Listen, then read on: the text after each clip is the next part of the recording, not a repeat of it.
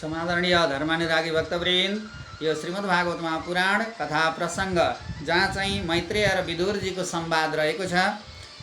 त यहाँ स्वयम्भू मनुले सृष्टि गर्न आँटेका बेला अकस्मात अनौठो आश्चर्य किसिमको घटना घटेको देख्नुभयो स्वयम्भू मनुले।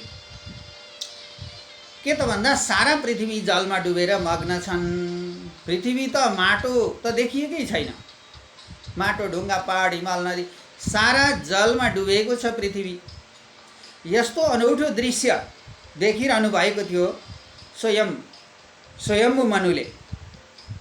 यस्तो अवस्थामा जब जलमा डुबेकी पृथ्वीको उद्धार कसरी गर्न सकिन्छ भनेर कल्पना गर्दै हुनुहुन्थ्यो। ब्रह्माजी चिन्तन गर्दै हुनुहुन्थ्यो, मनन गर्दै हुनुहुन्थ्यो।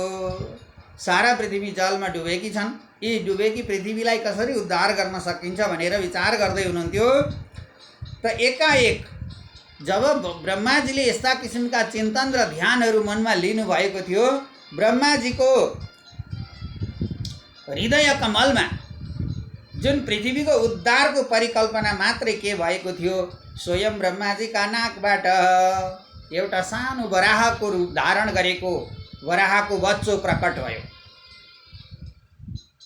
अनि स्वयं ब्रह्माजी आश्चर्यमा डुब्नुभयो। मेरा नाकबाट यसरी वराहको रूप धारण गरेको एउटा वराहको बच्चो उत्पन्न भएको छ। एकहोरो हेरी मात्र रहन लाग्नु। हेर्दा हेर्दै हेर्दा हेर्दै हेर्नुहोस्, त्यो ब्रह्माजीका नाकबाट उत्पन्न भएको वराहको बच्चा त हात्ती जत्रो विशाल कायमा रूपान्तरित भयो। त्यसपछि भगवान विष्णुले वराह अवतार धारण गर्नुभएको थियो। बोलो भक्तवत्सल भगवानको।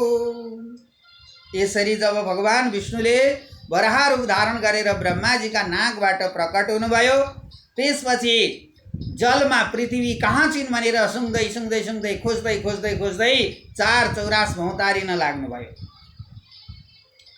जलभित्र प्रवेश गर्नुभयो, कहाँ डुबेकी छन् पृथ्वी भनेर। अब पृथ्वीलाई हिरण्याक्ष नाम गरेको दैत्यले आफ्नो काबुमा आफ्नो अधीनमा राखेको थियो। यसरी जलमा जलमग्न बनाएर पृथ्वीलाई हिरण्याक्ष नाम गरेको दैत्यले आफ्नो अधीनमा राखेर चाहिँ आफै किसिमको शासन चलाउने योजनामा रहेको थियो। यता ब्रह्माजीको नाकको प्वालबाट उत्पन्न हुनुभएका भगवान विष्णुका वराह रूप धारण गर्नुभएका विशाल कायको रूपमा जलमा प्रवेश गर्नुभयो र पृथ्वी कहाँ छिन् भनेर सुँग्दै सुँग्दै खोज्दै खोज्दै खोज्दै जानुभयो। जहाँ जलभित्र पानीभित्र पृथ्वीलाई हिरण्याक्ष नाम गरेको दैत्यले आफ्नो कब्जामा राखेको देख्नुभयो। अब जब भगवान विष्णुले वराहको रूप धारण गरेर ब्रह्माजीको नाकबाट प्रकट भएर जलमा प्रवेश गर्नुभयो, सम्पूर्ण सारा इन्द्रादि गरिएका देवता ऋषि महर्षिहरू सबैले बुझ्न लागे कि ल अवश्य पनि जलमा डुबेकी पृथ्वीको उद्धार हुने भयो। भगवान विष्णुले वराहको रूप धारण गरेर जलमा प्रवेश गरिसक्नु भएको छ भनेर सारा खुसियाली मनाउन लागे। इन्द्रादि गरिएका देवताहरू स्तुति गान गर्न लागे, गन्धर्वहरू गाउन लागे, अप्सराहरू नाच्न लागे। र यस्तो अवस्थामा भगवान वराहले हिरण्याक्ष नाम गरेको दैत्यले कब्जामा राखेकी जलभित्र रहेकी पृथ्वीको उद्धार गर्नका खातिर हिरण्याक्षमाथि प्रहार गर्नुभयो। बोलो भक्तवत्सल भगवानको। यसरी सारा यता ऋषि महर्षिहरू इन्द्रादि गरिएका देवताहरू भगवानको स्तुति गान गर्दैछन्। उता हिरण्याक्षसँग जलमा डुबेकी पृथ्वीको उद्धार गर्नका निमित्त भगवान विष्णुको वराह रूपको भयङ्कर युद्ध सुरु भयो। दोहोरो युद्ध हुँदा हुँदै भगवान विष्णुको वराह रूपले हिरण्याक्ष नाम गरेको दैत्यलाई अगाडि र पछाडि उल्टो र सुल्टो पारेर बक्सिङले छातीमा मात्र के बजार्नु भएको थियो। हिरण्याक्ष नाम गरेको दैत्यले गधा प्रहार गर्न लाग्दा उही गधा खोसेर उडाइदिनु भयो।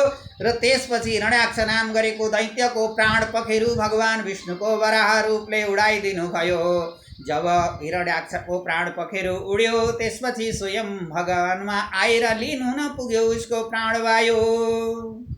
जब भगवानमा आएर हिरण्याक्षको प्राण पखेरु लीन हुन पुग्यो, त्यसपछि भगवान वराहले पृथ्वीलाई सिधा तुल्याएर राम्रोसँग खिचेर जलबाट बाहिर उतारेर अनि त्यसपछि किनारा र यो पृथ्वीको धरातललाई सुन्दर रूपमा स्थापित गराउनु भयो। अब यो हिरण्याक्ष भन्ने को थियो त? किन यसको जन्म भयो? या मैत्रेयजी भन्नुहुन्छ विदुरजीलाई, विदुरजी हिरण्याक्ष मार्नुको कारण के थियो त? हिरण्याक्ष मर्नु पर्ने कारण के थियो त? हिरण्याक्ष मार्नका निमित्त कारण सुन, त्यो के थियो भने एक दिन अग्निशालामा कसैको यज्ञमा कश्यप ऋषि, कश्यप की पत्नी दिति र अदिति दुई पत्नी थिए कश्यप ऋषिका। त दिति का संतान दानव, अदिति का संतान देवता। अब कश्यप ऋषि यज्ञमा वरण भएर यज्ञ मण्डपमा यज्ञ गराउँदै हुनुहुन्थ्यो। एकाएक यतापट्टि दितिलाई अब मेरा सौताका सारा छोरा र सन्तानले सारा स्वर्ग र ऐश्वर्य छिन्नेछन्, मेरा सन्तान त ऐश्वर्यहीन हुनेछन्, युद्ध पनि हार्नेछन्, त्यसैले अत्यन्त बलियो दर्विलो सारा देवताहरूलाई पनि जित्न सक्ने पुत्र मलाई चाहियो भनेर म हट कस्छु। त्यसपछि मेरा स्वामीसँग अनि त्यसपछि संसार विजयी गर्ने मेरा पुत्रहरू जन्मनेछन् अनि म ढुक्कले रहनेछु भन्ने योजना बनाएर कश्यप ऋषिकी पत्नी दितिले गएर अर्काको यज्ञमा वरण भएर बसेका आफ्ना पति कश्यप ऋषिलाई एकाएक रूपमा आग्रह गर्न लागिन्। के भन्छन् त दिति? हे मेरा प्राणप्रिय पतिदेव, देवतालाई पनि जित्ने, स्वर्गको ऐश्वर्य लिने, बलशाली संसार विजय गर्ने पुत्र मलाई चाहियो। त्यसैले त्यही पुत्र प्राप्तिका निमित्त म त अहिले रतिराग सम्भोगका लागि अत्यन्त तयार रहेकी छु। यो गर्भाष्ट मलाई त दिनै पर्दछ। पुत्र प्राप्तिको गर्भाष्ट आज नै मैले गर्भधारण गर्नु छ, यो गर्भाष्ट मलाई दिनै पर्दछ है मेरा पतिदेव भनेर अर्काको यज्ञमा वरण भएका कश्यप ऋषिलाई पत्नी दितिले गएर बारम्बार अनुरोध गरिन्, भन्न लागिन्।